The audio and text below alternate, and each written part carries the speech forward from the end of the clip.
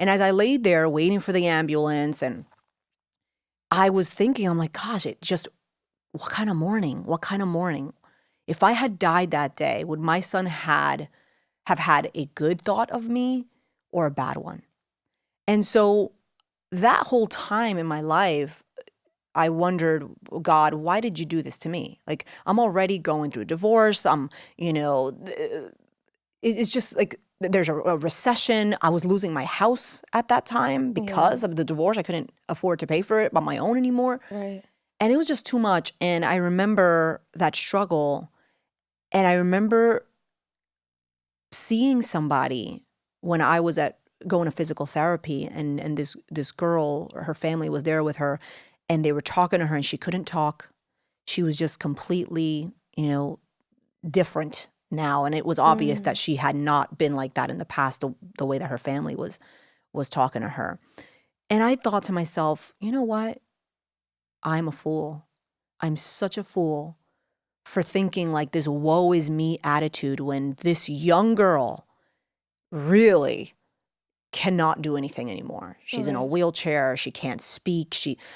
And I thought to myself, you know what? I'm here for a reason. God kept me here for a reason, and I need to figure what that is. Oh my gracious. Even back in high school, Jennifer inspired more than Y cambié la imagen por vender discos. Come on, shake your body, baby, do that conga.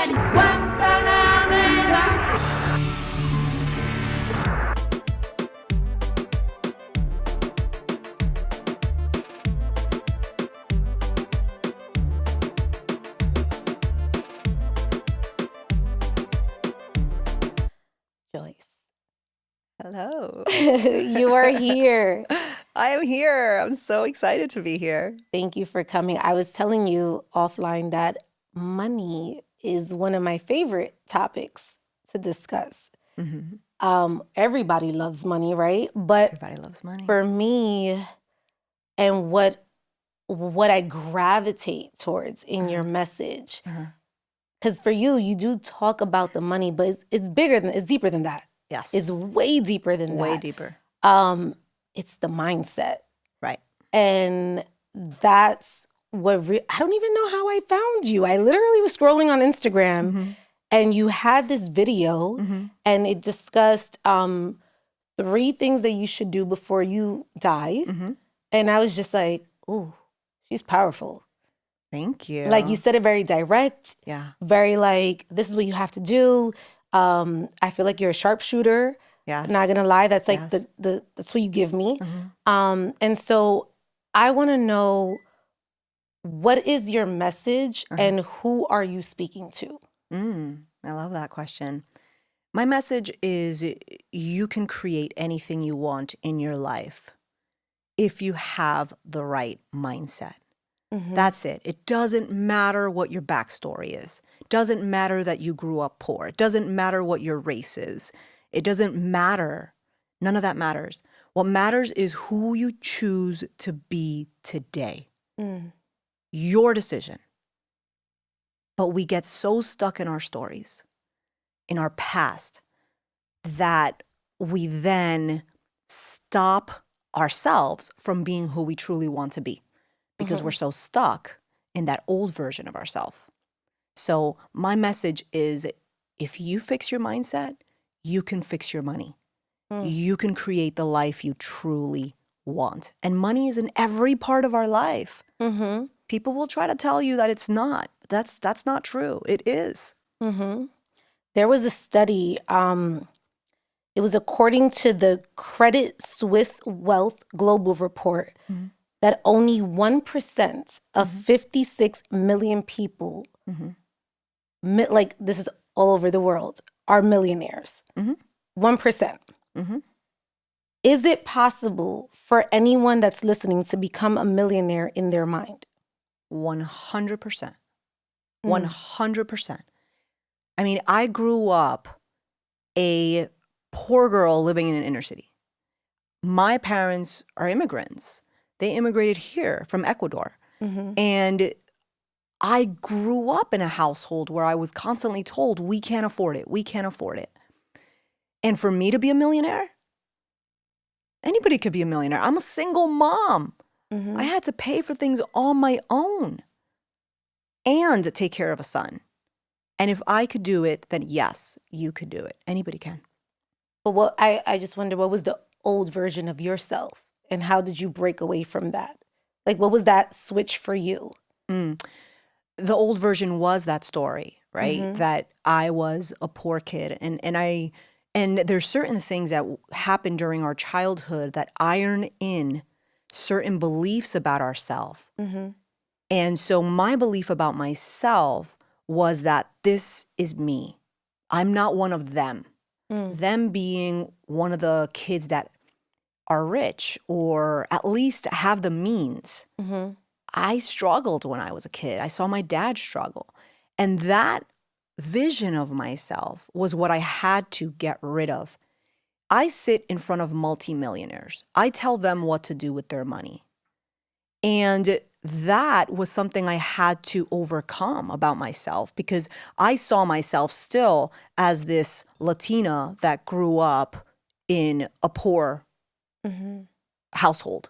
Right. And so I had to get rid of that belief of myself for me to be able to say, okay, I can do this. I can be a financial advisor. I'm actually pretty damn intelligent. I do really well for my clients. But it was that old version of myself I had to get rid of for me to be able to step in to this new version of myself. How do you believe in yourself? It's what I say to myself every single day. I talk to myself every single day. You talk to yourself, right? Yeah. We all do. And what the issue is that we choose to say the things to ourselves. We'll look in the mirror and we'll say, oh my God, you're getting old. Oh, I'm fat. I can't do this. I'm tired. I'm not good with money. No, stop. If you're not good with money, then what do you need to do to be better with money? Stop saying that to yourself. Find a solution. Right. And move forward. And that's how you change. What would someone need to do? Like, give me like 3 things someone would need to do to get on the path of changing their mindset and becoming this millionaire, if that's what they choose to do. If that's what they choose to do. Number 1 would be know why you want to be a millionaire. Everybody comes to me and they're like, oh, I want to be a millionaire. Great. Why? Oh, because I want a big house and I want to go on vacation. Okay, great. Why? Tell me something deeper. Right. Because you will not get anywhere unless you have an emotional anchor to it. You know, for me, my anchor was I want to help people. Before that, my anchor was I want to show my son that anything is doable. It doesn't matter where you come from, doesn't matter your circumstances, anything is doable. So that was my emotional fuel. So I think that's number 1, is understanding what you want and why you want it. Do you think money is emotional though? I think that you need to be emotionally charged in order to follow your purpose. Okay.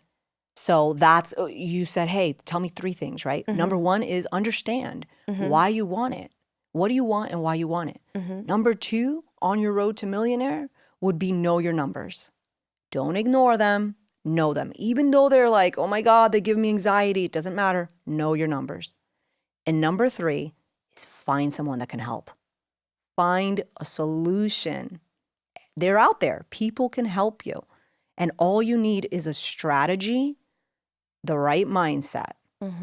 That's it. What if that comes from your home though? I wonder, what if there's like, because I just feel like when I grew up, it wasn't like a home where we were talking about money. In fact, it was the opposite. We were not discussing it. It was actually like, no, you don't discuss money around here. Don't discuss it with your friends. Don't let anybody know that, you know, we don't have it. Like it was almost like frowned upon. So I wasn't empowered to really discuss money.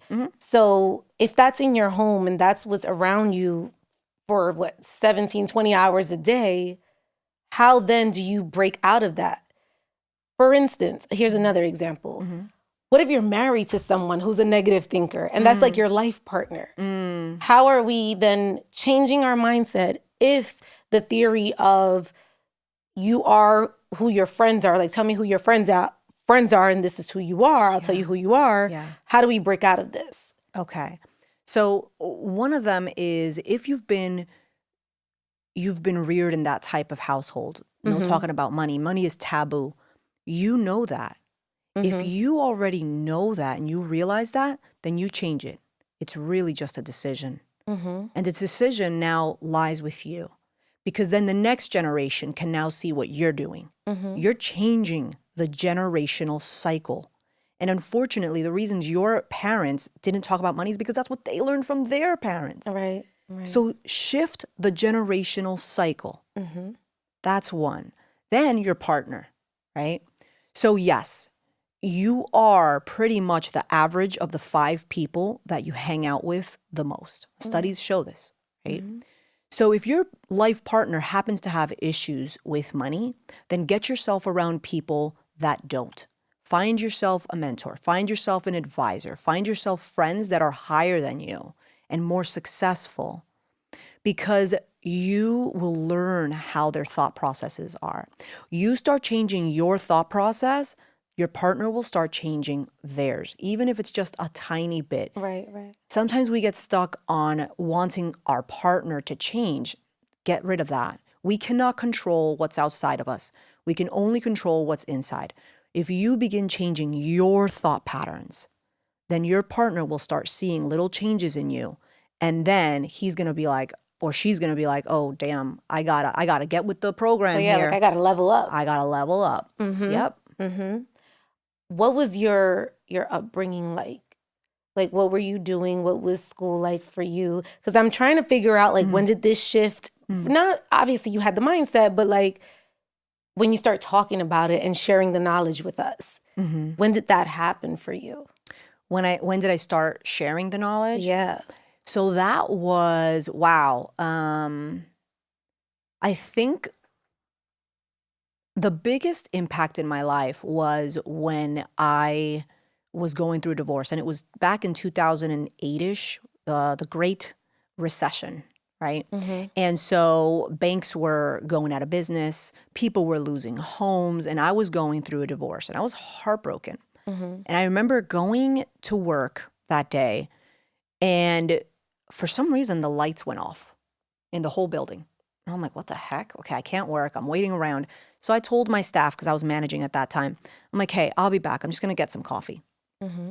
Crossing the street to grab coffee. And as I cross the street, I get hit by a pickup truck. What? I get hit by a pickup truck as I'm walking across the street. And I remember how that felt like, holy shit, like I'm about to die.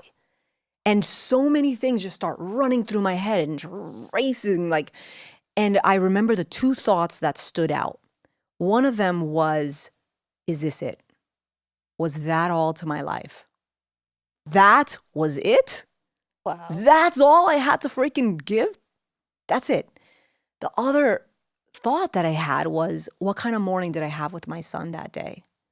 He was about 6 at that time. And I couldn't remember whether it was a good morning where, it was an easy morning as a single mom, right?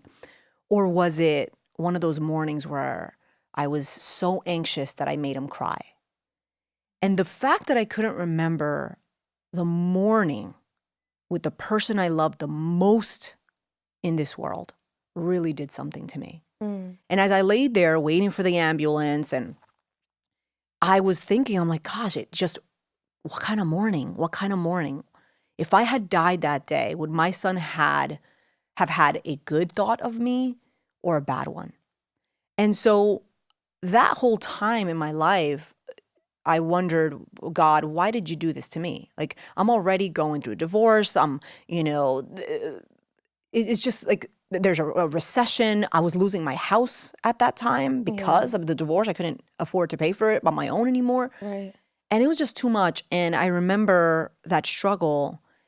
And I remember seeing somebody when I was at going to physical therapy, and this girl, her family was there with her, and they were talking to her, and she couldn't talk. She was just completely, different now, and it was obvious that she had not been like that in the past, the way that her family was talking to her. And I thought to myself, you know what? I'm a fool. I'm such a fool for thinking like this woe is me attitude when this young girl really cannot do anything anymore. She's in a Right. wheelchair. She can't speak. And I thought to myself, you know what? I'm here for a reason. God kept me here for a reason, and I need to figure what that is. Mm-hmm. And so that began this journey of me trying to figure out, how do I help myself? Right, right. And then if I'm sleepwalking through life the way I was, then there must be other people that are sleepwalking through life. And so then this idea of, okay, I felt like I was being called to write a book. I felt like I was called to speak in public. I started just going towards that little by little. And that's how I got here. It's really just Wow. been this journey. Mm-hmm. Mm-hmm. I wonder, because it sounds like it's one of those moments where it's like you survive the water and you're trying to save others from drowning. Like, Yeah. hey, come up here. Yeah. There's more up here. Like, Yeah. so that's kind of like that moment for you. But not a lot of people get the opportunity to experience, because that's like a really like traumatic That moment. is a traumatic But the moment. reason why I say we don't get to experience that, because I feel like oftentimes we take our life for granted. 100%. But when you're faced with death in the forefront, that shifts everything for you. Right. Right. I do want to ask, what has divorce taught you? Oh my gosh. If this was 10 years ago, I'd probably be saying, negative things about it. But what it taught me, number one, is when you do get divorced, for all of you listening, going through divorce, please remember that the most important asset in a divorce is your children. That's it. It's not the money. It's not the house. It's not anything else.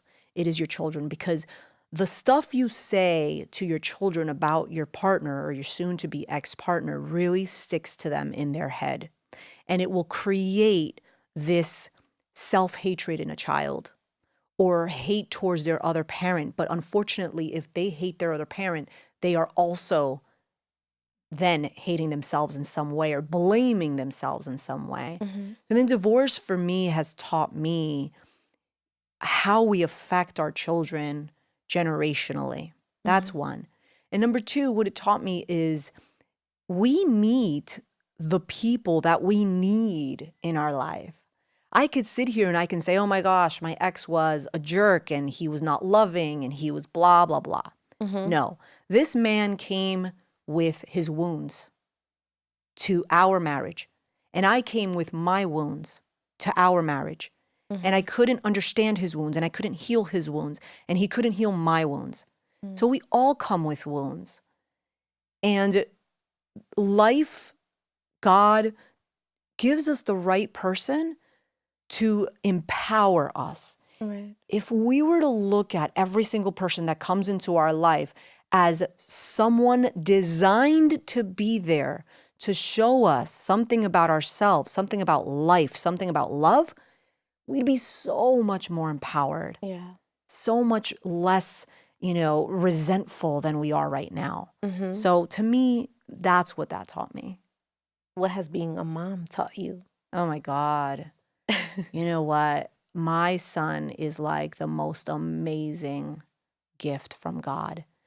And it has taught me love. I never thought I can love in this way and then get to this point where I give and I love and I don't expect anything back. That was a hard thing for me, because I saw things as very transactional. Right, right. But being a mother is not transactional. And I also feel like it taught me that we're chosen. We choose our moms and our dads. In another level, before we even come, we're choosing. So whoever you got, for your mom or your dad, was a person that was chosen for you. Your soul chose that person. Yeah. What did you learn from them? You can't hate them. What did you learn from them? That is what I feel I've learned with my son. Now, what is the mindset that you're showing him? Like, what are some of the things that you say to him in his day-to-day life that is like kind of, because, you know, naturally you're molding this human into having this mindset. So how are you, like, what are the conversations? How are you talking to him? With him, I'm very harsh. Really? Yes, I am. Now I'm not. Okay. But when he was growing up, I had to play both roles. I had to play mom and I had to have that masculine energy for dad. So I remembered basketball games. And instead of, as a mom, saying, you did amazing, I would say, okay, what could you have done better when this guy passed the ball to you? And now I look back and I think, wow, I wish I could have just gone the other route where it's like, oh, you know, everything is good. You know, you did perfectly. But I always felt like I had to play both roles. And now, because he's older, our conversations are very much like that, where I say, you know what, I'm sorry if in the past I was hard on you or I was harsh with you. I felt like I had to fill that male energy piece because you weren't getting it. Yeah. And I couldn't baby you because you were a man, and I needed to rear a man, not a girl. Yeah. You know, Yeah, I see what you and I mean. didn't know how to do that. So I prep his mind by allowing him to fail and not coming to the rescue. So a lot of my clients and a lot of people or parents feel like if your kid is going through money issues, you come to the rescue. Oh, okay, here, $200. You need this? Yeah. No, Can't do that. don't do that. Don't do that. So when he's running low, I'm like, what you gonna do about it, babe? You know? Like, what's the strategy now? Yeah, what you gonna do? And so, and then if he really needs it, and he knows, like, okay, if you really need me, you let me know. But he's learned to say, I got this. I'm gonna figure this out. So that's how I That's try how you're to- conditioning yeah, him? I'm conditioning him that way. Your bio states, I want to read your bio because I found this to be quite fascinating, actually. So it says, you are here to revolutionize the investment industry by challenging traditional financial narratives and focusing on money mindset. Yes. I think the part that I love is challenging traditional financial narratives. What are the traditional financial narratives? You can only invest if you have money, if you're wealthy, right? You are wealthy if you are a certain color.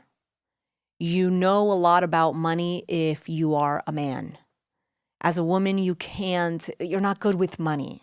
You can't invest. You're not that good of a, investor. You're not wealthy. That's the traditional narrative. I want to change that. I used to work for the biggest firm, investment firm. And people used to come to me and I'd say, well, I'm sorry, I can't help you because you don't have $250,000 to invest.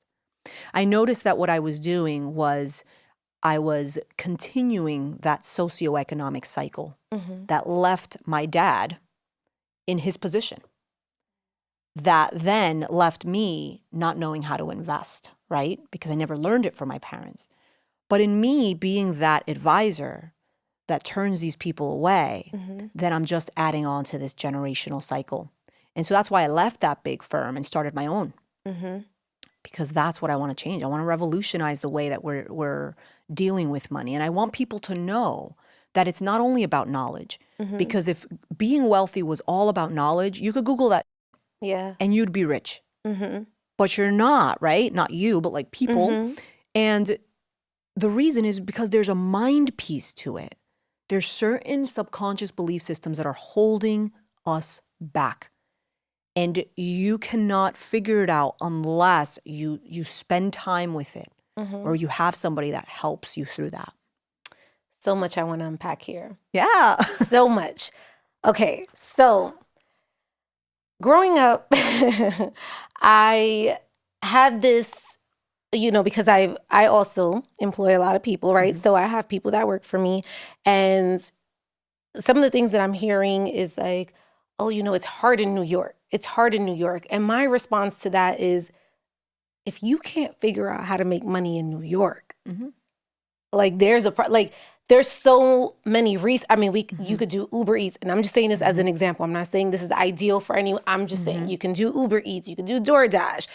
To me, Mm-hmm. if you are not making money here, Mm-hmm. in my opinion, we could throw tomatoes if you like at me. Mm-hmm. I honestly feel it's because you didn't try hard enough. Mm-hmm. And I'm not saying that with the amount of money that you make. I'm just Mm-hmm. saying if you can't make any money here, Mm-hmm. it doesn't make sense to me Mm-hmm. because I feel like there's too many resources here. Do you feel that to be true? I feel that, yes, you're right, right? But I would switch it a little bit. I Okay. would say it's not that you're not trying hard enough. It's that you are not thinking about it correctly. So instead of you Okay. saying, okay, it's hard in New York, it's hard in New York. Okay, what can I do in New York? Right? This is this land of opportunity. Right. What can I do? Gosh, if someone could stand in Times Square half naked and and play a guitar and Right. make money, geez, can I do something kind of like that? Right. So it's this thought process. You take that same person and you put them in LA and they're going to say it's hard in LA. Oklahoma, it's hard in Oklahoma. You choose Your your heart. story, Yeah. right? You choose your heart. You choose your story. You choose your life. Right. Our life is that. It's you creating, but you got to take action. You got to stop yourself. Right. And a lot of people themselves.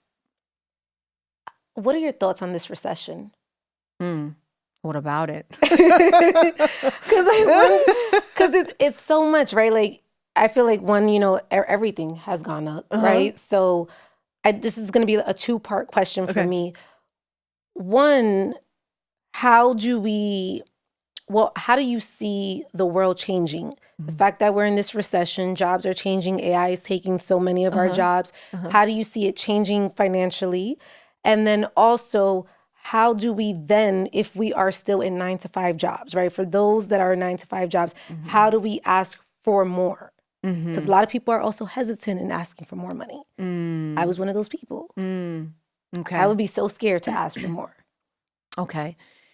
So I want to say recessions have built some of the best companies out there, right? Disney was built during, I think, depression, actually. I think Trader Joe's is another company that was built during that time too, like during recession. There's a lot of companies that have been built during bad times. And yes, it gets harder because inflation, right? Things are definitely more expensive than they Absolutely. were before, right? Things are shifting. How do you remain nimble enough to shift with the economy? Things will continue to change. Currency, dollars, as we see, I love cash. Like I like using Yeah. cash, right? That's going to go away. Everything is now on a system. Now we Right. have Bitcoin and cryptocurrency. That's taking that dollar away. And so we need to remain nimble with everything. So AI, yes, AI can take your job, but how do you learn how to utilize AI so you're the person that they want to employ? Right. How do you leverage that in your business? We have to start thinking in a different route instead of thinking like a victim. That mindset again. Yep. It's Yeah. that mindset again. Yeah. And then also, just go back to my second part. Is it true that in order to get a significant pay raise at your job, you would have to leave the job? Do you feel that to be true? I think that that's true sometimes. Yeah? Or maybe most of the time. Yeah. Yeah. Yeah. If you can, with your job currently, what I would do is I would say, all right, what do I do for this company? This company, yeah. Right? So I write down everything I do. Okay. How many clients does that affect? whatever, 100,000 clients on a yearly basis, let's say. Okay. How much do I think the company makes per client? Okay. So maybe they make $500,000, right? And I would just monetize every single thing I do. And then look at that number, even though it might be overinflated or it might be underinflated, depending on how you're looking at it, right? Right. And then say to myself, okay, that is my value. That's my worth. That at least gives you an idea of what a company could be making from you. Does that mean they're going to pay you that? No. Right. But at least you understand, like, okay, I'm bringing this amount of value. Then what I would do is I would look at are other companies paying for the same exact position? Everything I do. Because a lot of companies are now putting 2 positions in one, 3 positions in one, right? So everything I do, what is another company going to pay for that? Okay, another company's going to pay $150,000. I'm making $100,000. I'm going to have a conversation with my boss. I'm going to say, hey, well-researched, right? I love working for this company. I love working for you. I really enjoy blah, blah, blah. Here's my challenge. My challenge is that I'm worth, or actually other companies, right, are valuing my job at 150, but I'm at 100. So there has to be something that needs to be done. Right. Now they're going to come back and they're going to say, well, I'm so sorry. We can only do 3% raises, blah, blah, blah. Okay. I want to give you a heads up that I will be searching. This is while you're searching. I would already be searching. Right. Stay ahead of the game. Exactly, to stay ahead of the game. And then you can say, if you already have something lined up, they won't be surprised, right? So that's the name of the game. Yes, you may have to leave a company because unfortunately, the way companies work is if you start off at 100, then you get stuck to that 3% raise all the time. And then unfortunately, corporations, what I used to say when I was in management is corporations favor the girlfriend over the wife. The wife that's been there for 20 years, you're not favored. You get a 3% raise. The girlfriend that's brand spanking new, you only started seeing her on the side 2 months ago, she's getting the rings. She's getting the car. She's getting the time. No, I ain't, no. Well, why? Why do they favor that more? Because that's just their system. Okay. Unfortunately, everything is systemized. And unless you're in a small company, if you were to go with a startup or you're in a small company, then you can easily talk to the owner. But try doing that at one of the big banks. Right. That's like way up there. Right. The manager has to talk to the manager, that has to talk to the manager, that has to talk to the manager in order to get you a 5% raise instead of a 3% raise. No. Right. If you leave to another corporation, done deal. And then you can come back. I'm all about that. Loyalty. You got to be loyal to yourself, not only a company. What do you look for in employees? Like, what are some of the qualities that you look for when hiring? I'm very much about will. So I can teach you anything. But if you have the want to do it. So that's what I look for. I look for someone that says, hey, I will do what it takes to get us to this place. I recently was hiring for an admin and for social media specifically, right? And I interviewed a bunch of people. And then this girl came and she's like, I love what you're doing. I interviewed her and she's like, I have some ideas. I think we could do this, this, this, this, this. Now, she doesn't even have a job, but she came with a list of stuff that she would change. Yeah. That, for me, Is what stood out. is what stood out. And I hired her. And now she'll do what she needs to do. She's like, okay, I got this. I think we should do this. I think we should do this. I didn't care whether she had experience or not. Maybe a little experience. It's like, okay, great. You have a little experience. Perfect. But it's your desire.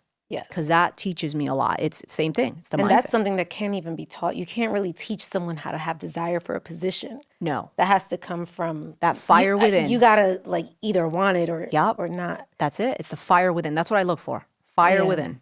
What's like the biggest turnoff for you? Like the biggest red flag? When I hire people, Mm-hmm. excuses. That was a great answer. Yep. That was a great answer. Really quick too, I could tell. Yeah. Really quick. How can Yep. you tell? What gives it away? The excuse? Yeah. Like I'll ask questions like, yeah, I didn't have your site, or I didn't have. Okay, no, you can easily find me. You Yeah. could Google me. Yeah. Okay. So just excuses, I don't, big turn off. You don't do it. Yeah, not keeping your word, big turn off. I think for me, it's like the follow through. When you don't follow through, I'm like, oh, not good. Yeah. Not good. Why is having, and I want to switch over because this is something else I want to discuss with you, will. Why is that so important to have? And at what age should we be discussing will? So, a will is really important because what it does is that it just ties up any loose ends. You really can do it by just putting beneficiaries on all of your assets. So for Okay. example, you have checking accounts, investment accounts, 401ks. A lot of people forget to put beneficiaries on their 401ks. Put a beneficiary on every single account you have. Every single account needs to have a beneficiary. If you don't have property, then that's pretty much all you need. What the will does is pick up anything you may have forgotten, and it picks up any property. Okay. So if you have real estate, there's no way of you putting a beneficiary on real estate. So the will pick that up. Okay. But there's also trust. And so you can also do a trust. It just depends on how your assets are, how much, all of that good stuff to be able to tell whether you want to go the will route or the trust route. Okay. Yeah. One thing to just keep in mind is that beneficiaries on an account will override the will. So for example, if you say, I'm going to leave my mom as a beneficiary on my will, and then you get married, right? 3 years later. Okay. And now you have your husband as a beneficiary on your accounts and you pass away. The money in your bank accounts is going to go to your husband because he's directly the beneficiary, even though your will says your mom. Well, what if you have a power of attorney and it's not the husband? What if the daughter is the power of attorney? The power of attorney has nothing to do with the will. Power of attorney is only when you are incapacitated. So let's say, you get into a car accident and you're in the hospital for a month and you can't pay your bills. Your daughter now has power of attorney because that was already done. And she can pay your bills and she can make decisions for you based on what you chose on the power of attorney. So if you leave any assets when you pass, the power of attorney Has nothing. has no access to that. No. Power of attorney ceases when you die. Okay. Yes. Okay. Done. So I have had clients that, for example, were power of attorneys on their parents, right? And then their parent dies. And then they call me and they say, hey, can I get $10,000 for burial costs? He passed away yesterday. I say, I'm sorry, I can't. Power of attorney ceases when That's it. they pass away. So that's why it's important to have money sitting in a savings account So that for beneficiary. emergency or for anything so that they can use. And then if you should always have somebody on there, like especially for an elder parent, right? An elder parent should have another signer on there. Now, what if you don't have a beneficiary, don't have a power of attorney, don't have a will? What then happens? So if you die and then there's nobody on your accounts, then whoever that is left, let's say it's your child, right, has to go to court and prove that they were the next in line. The court is going to be like, how do I know she wasn't married? Yeah. How do I know she doesn't have a sister that wants this? How do I know she doesn't have a mother?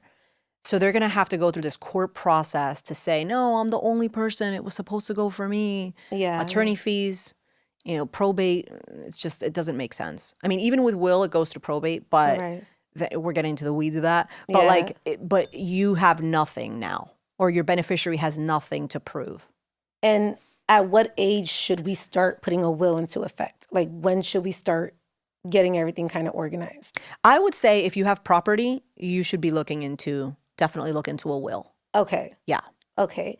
The other thing I want to discuss with you is the legacy contact. You spoke about this Yeah. on your social media, which I Yeah. thought was so dope, and I learned something from it. But go dive a little deeper into that legacy contact, because I had Yeah. no idea you can even do that. Yeah, so you can put a legacy contact both on your iPhone, right, through Apple, and then you can do it on your Droid. Okay.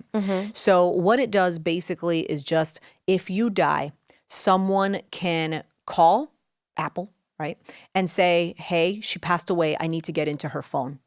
If they don't have your passcode. passcode, yeah. So they get into your phone, and really everybody's like, "Oh, why do they want to get in my phone?" Right? Why wouldn't you? Typically, your loved one has pictures of themselves or pictures of you together. They have contacts. Maybe their contacts want to know what happened to them. Right. They have notes, voice messages that, you probably want that, Yeah. So I Or had passcodes in other accounts that maybe you may need passwords to, that you may need, all of that, right? And then some people were like, "Oh, who cares? I'm dead." Yeah. No, that's actually really important to get Yeah. into. Your family cares, bro. Yeah. Your family freaking cares. Yeah, I actually had a friend who her husband passed away and she could not get into his phone. Yep.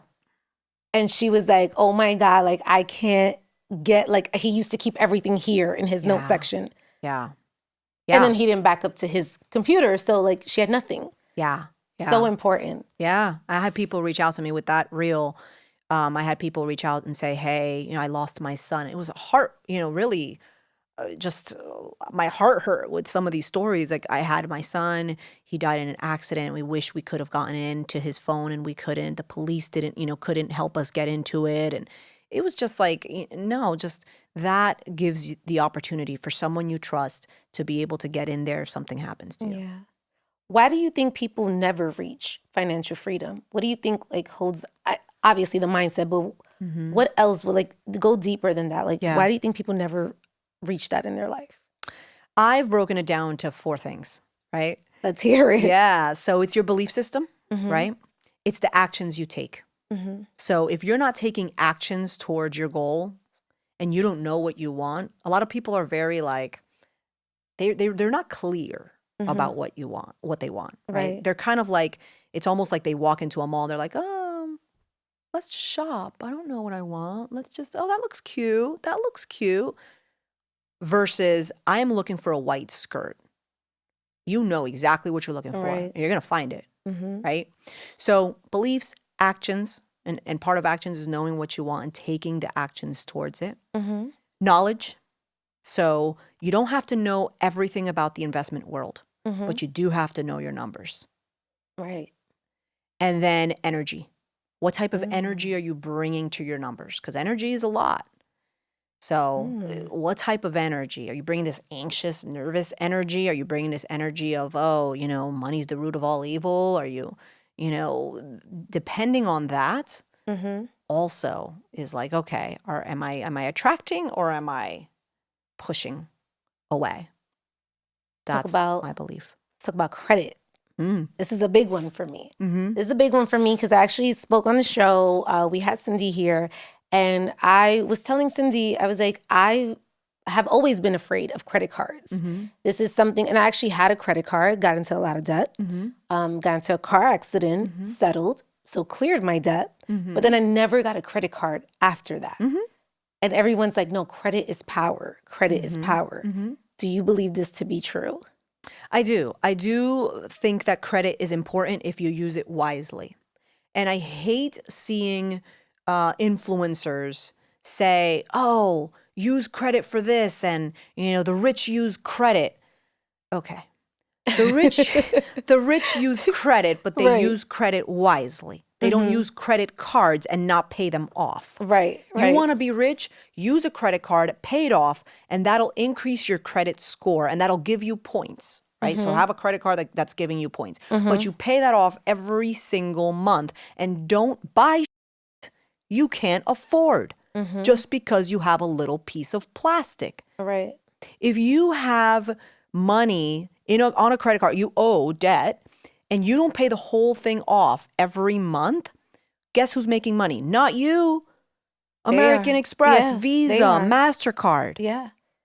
So it makes no sense. So using credit wisely is important. So let's take that example, and that's like using credit unwisely, right? Right. Now, I could say, well, I own a home and I'm going to take a home equity line of credit out on my home. I'm not going to do anything with it. Mm-hmm. I'm just going to have that line of credit there in case there's an opportunity.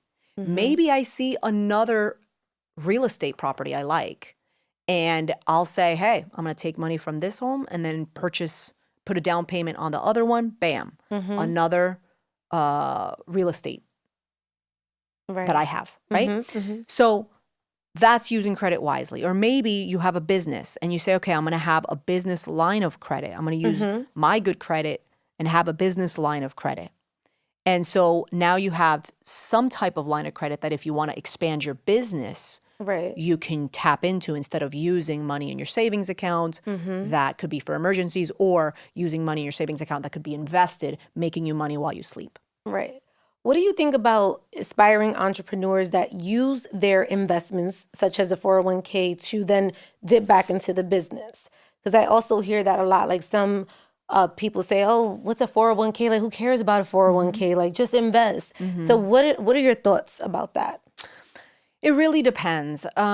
If it makes sense, like if someone's talking to me and they say, hey, I have been doing this business for 2 years and I just need X amount, like $20,000 to put back into my business. Mm-hmm. Then I might say, and the only place I could get it from is my 401k. Right. Then I might say, okay. Yeah. But for you to just pump, take money from your 401k to pump into your business, I wouldn't say that, because there is a 10% penalty fee, Yep. right? If unless you're 59 and a half. So there's a 10% penalty fee that you're going to pay, plus taxes at your current tax bracket. So typically the average person is in a 25% tax bracket. So now you're paying 35% just to take your own money to put into your Doesn't business. make sense. You couldn't come up with a more creative way of getting money? Seriously? I want to talk about your book. Uh-huh. So, you said this has been 2 years in the making, or 2 years ago you wrote the book? Yep, 2 years, maybe a little more than 2 years now. I wrote the What book. made you write this book? It was the pandemic. So during the pandemic, I realized how scared people were. People were not only scared for their health, but they were scared for their money too. And their mindset was at risk too, because there was a lot of fear mongering going on, right? Plus, you couldn't see the people you loved. You couldn't go to the gym. You couldn't go to church. Couldn't do anything. You couldn't do anything. It was screwing people's minds. So now you take people that are losing their money, can't see their loved ones, can't do anything that's healthy, and the only thing that's open is bars, like liquor stores and things that are like, come on. I don't know. We can have a completely different discussion on what I think the pandemic was about. But Right.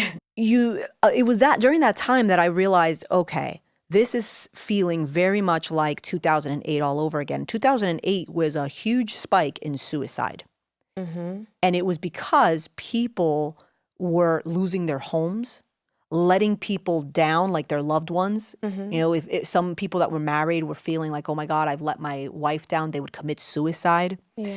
And I wanted to stop that from happening possibly again. And so I thought to myself, okay, what can I do to change people's mindset about the way that they see money and try to disassociate themselves from money? Because a lot of people, they use money to define themselves. But if you do that and your money is taken away, then your identity is taken away. Can I just stop you right there Yeah. really quick? So I actually had this conversation with my friend many years ago when I didn't have money. And she would always tell me, stop telling people you don't have money. And I would be like, why? And she's like, because money is power. So the minute you tell someone that you don't have money, now they know, and they're going to use it against you, because money is like status, it's power. What are your thoughts on that?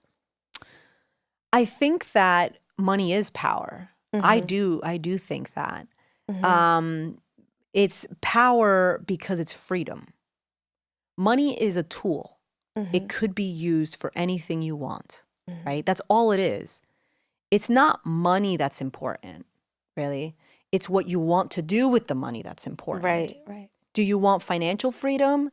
Financial freedom means nothing. What truly means something is what type of freedom do you want with your life? Do you want the freedom to see your kids more? Do you want the freedom to travel more? Do you want the freedom to be able to leave corporate and start your own thing? Right.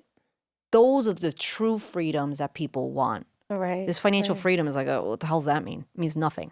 What do you truly want to create in your world? And money is powerful. It's so crazy because I always say that, like, when people are like, well, what are you chasing? I'm like, I'm chasing freedom. Right. Like, that's what I'm chasing. Right. It's not anything else. I'm not chasing this bag or this job or I'm chasing freedom. Right. You know, and like for me, that could look like many things, you know, but yes, I do to a certain extent, I do feel like money is power. What are some of the affirmations? Give us like top 3 money affirmations we should be saying to ourselves. One of them would be, and this doesn't sound like a money affirmation, but it's everything works in my favor. That was my personal affirmation when I was going through all this crazy stuff right after the accident, leaving California, coming back to Jersey. I didn't have anything to my name. And I really didn't know what the heck I was doing. And I went from living this beautiful house in California to this tiny little studio, probably smaller than this, and then somehow being to where I am now, right? And that was the affirmation I used. Everything works in my favor. Everything works in my favor. Everything works in my favor. Because I needed to believe that God is with me. Right. That I'm okay. That I'm not a victim. That I will figure things out. That everything's going to be okay. So that's my favorite. Okay. It's in the book. Love that. It says, I trust everything is in my favor. Love The that. other Love one that. would be money wants me, money needs me. Money wants me, money needs me. It's important for us to know that it's not money that's important, right? It's us that's important. We're the ones that create the services and the products that people pay us for. Corporations pay us for our time. That's right. And our energy. Well, guess what? The most important currency is your life hours. Yep. You have 2 bank accounts. You have the one where you have at the big bank, but you also have your life bank account. And those are the hours in your life. There's only a certain amount. You don't know how many hours is in that life bank account, right? And you have to choose what you do with those hours. And then we're very like, whatever about it. We're like, I'm just gonna watch TV for like two hours. I'll do it tomorrow. Yeah, or I'll do it tomorrow. Yeah. I'll call my mom tomorrow, whatever. If you have tomorrow. Right. If they have tomorrow, If right? they have tomorrow. Yeah. It's like everybody in our life is lent to us for a little bit of time. Yeah. So those are my favorite. And then the third one. And the third one, I gotta see. Gosh, I'm just gonna open one. Oh, actually, I'll do this one. I am grateful, I am trusted, and I happily pay my bills. Yeah, girl, that is the one I'm gonna say to myself. I am grateful, I am trusted, and I happily pay my bills. I love that. And that really came from a lot of people are like, oh, this bill, or like, oh, I gotta pay this, or I gotta pay my rent now, or I gotta, like you've been trusted. Someone trusted you with a service. Don't complain about it. If you have a bill that you're paying, that means that you have the means to be able to have this service. It means that you actually have the ability to have a service. You can live in a nice apartment. Yeah. You can have light. And then there's a lot of people out there in the world that don't have electricity. Yeah. So the way that we see things is really important, and not complaining about our responsibilities. Yeah. 2 more questions that I do know you have to leave. I did want to talk about the cover. The reason why I love the cover so much is because you're on it. And the reason why I love that is because we get to see us. And I don't know if you were intentional in doing that, but I feel like when you see the representation there, then you know it's possible. Was that something that you were intentional about, or yeah? Yeah. Okay, Yeah, I yeah. wasn't sure. I was just like, No, yeah. okay. My picture on it, my last name is a it's a reminder, right? To Latinas out there, to Latinos out there, to people in general, right? That says you can do this. Yeah, Someone that's Latina can be in the financial industry. That's We right. belong here too. We can do this too. yeah, And I love it because I'm seeing more Latinos in the finance industry. There's only 7% right now. 7% of financial advisors are Latinos, both men and women. So I can't imagine how much smaller that is when it comes to women advisors. Okay, and then my last question before we go into our rapid fire. In your experience, what are the biggest misconceptions or challenges that Latinas face when it comes to managing their finances? Like I said before, getting stuck in that old mentality of yourself, sticking to the generational way of seeing things. That's the other thing. Not planning for your parents. That's a mistake. It's obvious that we are going to have to take care, most of us will have to take care of our parents. So we need to begin planning now so that it won't affect us 20 years from now, 10 years from now. And I think that this idea of, dismissing finances, right? Oh, I'm not good with that. Or I didn't grow up with money. Or it doesn't matter. Yeah, What do you want today? Let's change it today. that's right. You choose who you want to be every damn morning. Love that. You ready for my rapid fire? Sure. All right. All right. Tell me you're Latina without telling me you're Latina. If you put a bachata song on right now, I'd be up and I'd be dancing. So that's one way. Love it. What is something that you would want to work on that you haven't already?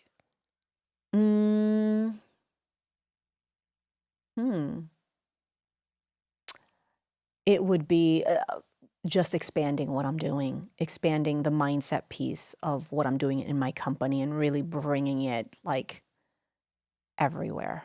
So Okay. that's the biggest thing. What's one thing you need in the morning?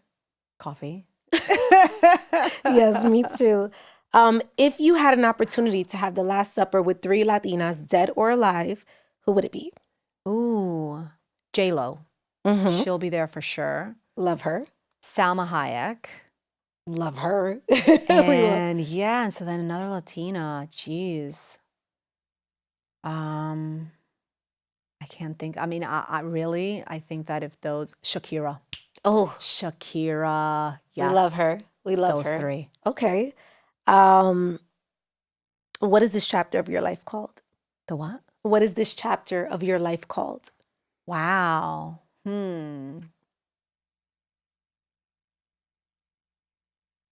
Good question. My goodness. I think expansion. Love that. What does it mean to you to be Latina? It's everything to me. It's family, energy, vibrancy, and also this sense of responsibility to help each other, to help other Latinas and other Latinos. That's important. We need to lift each other up and not think that we're competing. We're not competing. We're in creation together. That's right. And finish this sentence. Growing up Latina is? Growing up Latina is amazing. Amazing. I think we're like the best. But then again, everybody thinks it's different, right? But I just think that we're just amazing, amazing people to be around. Yes. Yeah. Thank you so much for coming on the show. Thank you. Let everybody know where they can find you and follow you. So moneymindsetadvisors.com. Yes. That is my website. Best way to find me. I'm on Instagram as well. So you can find me there. Wait, tell them your handle. I love your Instagram handle. I love your Instagram handle. Money Mindset Mami. Money Mindset Mami. Instagram. Thank you so much for coming on the show. I appreciate you. Yes.